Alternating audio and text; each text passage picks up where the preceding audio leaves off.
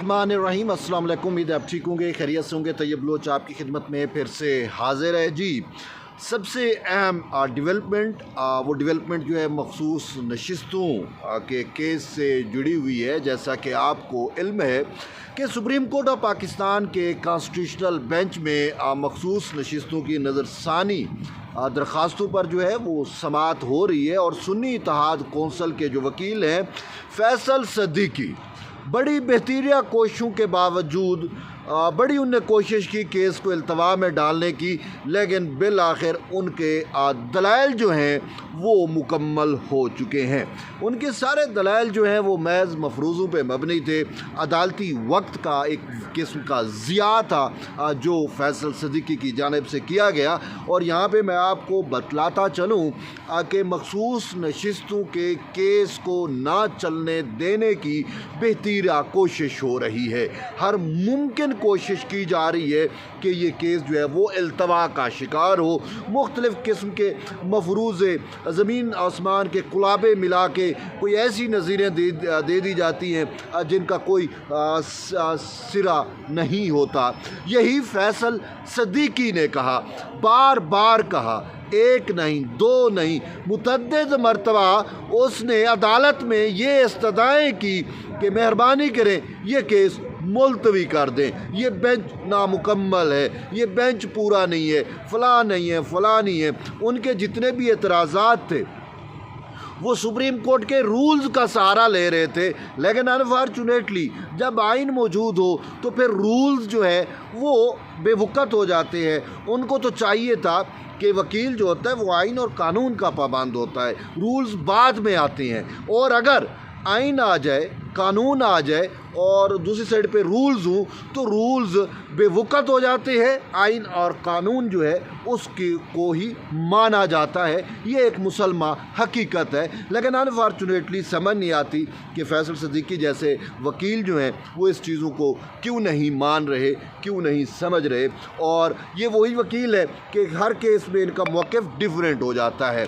ठीक है, तो बहरहाल इन्होंने आज अपने दलाइल मुकम्मल किए हैं। लेकिन इसके साथ साथ अब असल बारी है, असल कहानी है हामिद ख़ान साहब की। हामिद ख़ान साहब भी इसमें वकील है, तहरीक इंसाफ के सेनेटर हैं, PTI की जानिब से वो पेश होंगे, सारी चीज़ें हैं। तो हामिद ख़ान जो है वो तो शुरू दिन से कह रहे हैं, और वैसे भी कोई आम सा भी केस हो तो वो कहते हैं जी मैं थक जाता हूँ, मेरा ये है, मैं वो हूँ, और मैं 1 बजे के बाद दलाइल भी नहीं दे सकता, मेरा एनर्जी लेवल डाउन हो जाता है। और फिर इसके अलावा उन्होंने जो दरख्वास्त, उन्होंने इस्तदाएँ जो कर रखी हैं वो ये है कि जी 26वीं तरमीम का फ़ैसला जब तक नहीं हो जाता उस वक्त तक ये केस ना सुना जाए। और फिर इस पे भी उनकी जो इस्तदाएँ हैं वो यही है कि जजेस को भी शामिल किया जाए। बहरहाल फैसल सदीकी साहब ने भी आज बेतीरा कोशिश की, और वही पहले फैसल सदीकी के एतराज़ात जो है आज बेंच ने उठा के बाहर फेंक दिए। वो कह रहे हैं कि जी ये जो 11 रुकनी बेंच है ये सुन नहीं सकता, मरकज़ी बेंच जो है वो 13 रुकनी था। और ये सारा कल भी उन्होंने यही बातें की। उनको जस्टिस मोहम्मद अली मज़हर ने कहा ये आप बहस क्यों कर रहे हैं। उन्होंने कहा देखें आपने जो है वो 6 मई का फ़ैसला पढ़ा है, उसमें कितने जजेस के दस्तखत हैं? और जी 13 के हैं। तो भाई 13 जजेस के दस्तखत हैं, 2 जजेस जो हैं वो अपने कंक्लूजन को पहुंच गए। नहीं जी वो कैसे, तो भाई मैं उनको शामिल किया जाए। उन्होंने कहा भाई अब हम तो शामिल करने से रहे, उन्होंने ख़ुद अपना कंक्लूजन दे दिया, अपना फ़ैसला दे दिया, और हम भी उसी मामले पर समाअत कर रहे हैं, उन्हीं दरख्वास्तों की समाअत कर रहे हैं। लेकिन फ़र्क सिर्फ इतना है कि वो अर्ली अपने कंक्लूजन पे पहुँचे, हमने समाअतें करके अपने कंक्लूजन को ड्रा करेंगे। तो उन्होंने कहा कि नहीं जी जो भी है या तो उन जजेस को लेके आया जाए या और जज। उन्होंने कहा वो अब जज उनमें से तो एक जज यहाँ पे मौजूद ही नहीं है। उन्होंने कहा ठीक है फिर आप मेरी टिकट करा दें, मैं अमेरिका में जाकर उस जज को ले आता हूँ। ये फैसल सदीकी साहब कह रहे हैं। ठीक है, अब आयशा मलिक साहबा जो हैं वो अमेरिका चली गई हैं। आजकल बहुत छुट्टियाँ वैसे भी वो करती है, और ये केस भी इसी वजह से उन्होंने निपटाया, अपना कंक्लूजन दिया, क्योंकि उनको अमेरिका यात्रा पे जाना था, वो अमेरिका चली गई, जैसे किसी दौर में मंसूर अली शाह साहब ने किया था। तो बहरहाल اس پہ جو ہے وہ جمال خان نے کہا کہ یہ کون سی بحث ہے جی، اتنے رکنی. اس نے کہا پہلے بھی 4-3 کا معاملہ ہوا تھا پنجاب الیکشن والے میں، اس میں آپ کی کیا رائے تھی؟ اس نے کہا میری اس میں رائے 2-3 کی تھی.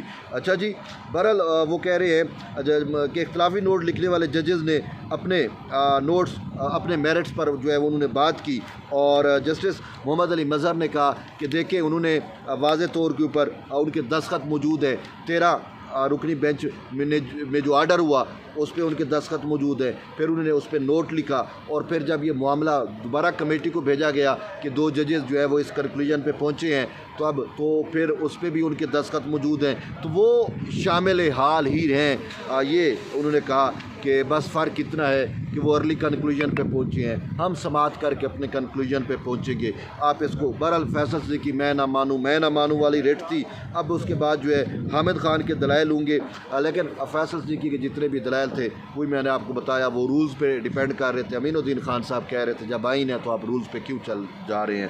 تو بہرحال اس پر جو ہے جسٹس امین الدین خان نے یہ بھی کہا کہ ان 2 ججز نے اپنی خواہش کی تھی کہ وہ اب بینچ میں نہیں بیٹھیں گے. جب ان کی خواہش آ گئی ہے تو اس کو کیسے ہم زبردستی بینچ میں بٹھا سکتے ہیں. تو بہرحال اب حامد خان صاحب نے استدعائیں جو عدالت میں کر رکھی ہیں، اب حامد خان صاحب جو ہے ان کی درخواست پہ نمبر لگ گیا. یہ ایک بڑی چیز ہے جس پہ وہ کل دلائل دیں گے، لیکن حامد خان کی جو درخواست ہے وہ خود سپریم کورٹ کے ضابطے کے خلاف ہے. سچ بتاؤں وہ ایک سکینڈلس درخواست ہے، وہ میں اس کو ورڈ کیا کہوں کہ بس چولیاں ہی ماری گئی ہیں اس درخواست میں.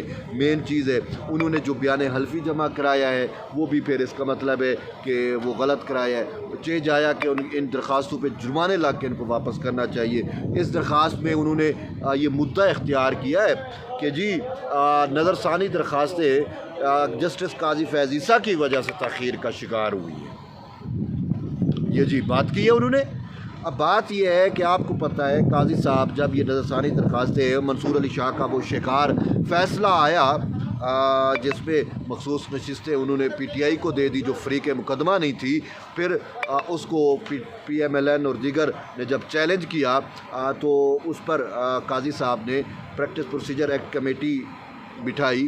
ججز بیٹھے، منصور علی شاہ بھی تھے، منیب بھی تھے، قاضی صاحب بھی تھے. انہوں نے کہا کہ 14 روز میں اس کیس کو نظر ثانی کو لگانا رولز کہتے ہیں لگانا ضروری ہے، تو ہم اس کو لگا دیتے ہیں. انہوں نے کہا نہیں جی ہم نے چھٹیوں پہ جانا ہے، اور جس کی وجہ سے یہ معاملہ لٹک گیا. قاضی صاحب نے بھرپور کوشش کی کہ اس معاملے کو سماعت کے لیے لگایا جائے، لیکن اس ٹائم منصور علی شاہ صاحب اور منیب اختر کو چھٹیاں عزیز تھی. تو یہ وہ بیس ہے، یہ وہ بنیاد انہوں نے مطلب تھی. لیکن جو حامد خان صاحب ہے انہوں نے اس پورے جو حقائق ہے ان کے برخلاف جو ہے وہ مدعا اختیار کیا ہے، اور کہا ہے کہ جی قاضی صاحب نے نہیں لگایا. وہ اس انتظار میں تھے کہ 26ویں ترمیم آئے، بینچ کی حیت تبدیل ہو، کانسٹیٹیوشنل بینچ ہو، پھر لگایا جائے. اتنا بڑا جھوٹ حامد خان جیسے سینئر وکیل نے سپریم کورٹ آف پاکستان میں اپنی تحریری درخواست میں جو ہے وہ دے رکھا ہے. تو اب اس کو کس طریقے سے آپ دیکھتے ہیں؟ میں تو یہی دیکھتا ہوں کہ ان پہ جو ہے وہ جرمانہ ہونا چاہیے، ان کو سزا ہونی چاہیے. کم سے کم سزا نہ بھی ہو، سینئر وکیل ہے تو پھر سارے وکیل کھڑے ہو جائیں گے، جرمانہ تو بنتا ہے. یا ان کی اتنی سرزنش تو بنتی ہے کہ خان صاحب آپ جیسے ایک سینئر وکیل سے یہ توقع نہیں تھی کہ وہ جو ہے اتنا بغض میں چلا جائے گا قاضی صاحب کے، یا وہ اتنا جھوٹ اور پراپیگیٹ کرے گا تحریری طور پہ سپریم کورٹ کے اندر، اور اسی سپریم کورٹ میں جس کے پاس سارا ریکارڈ موجود ہے. تو یہ اب دیکھتے ہیں کل اس پہ سماعت ہوگی. انہوں نے کل آپ تیاری کر کے ہیں اب، لیکن وہ چاہ رہے ہیں کہ معاملات جو ہے وہ التوا میں ڈالے جائیں. پی ٹی آئی کی بھرپور کوشش ہے کہ یہ معاملہ جو ہے وہ ہم ستمبر تک لے جائیں. اب وہ کوششیں تو کریں گے، لیکن اب بینچ پہ ڈیپینڈ ہے کہ وہ بینچ ان معاملات کو کیسے لے کے چلتا ہے. تو یہ ایک اہم ڈیولپمنٹ ہے. لیکن اس کے ساتھ ساتھ ایک اور چیز بھی ہمارے علم میں آئی ہے، اور وہ یہ ہے کہ تحریک انصاف کی ساری خواتین ہم اس سپریم کورٹ میں دیکھتے ہیں، ان کو کوئی روک ٹوک نہیں ہوتی.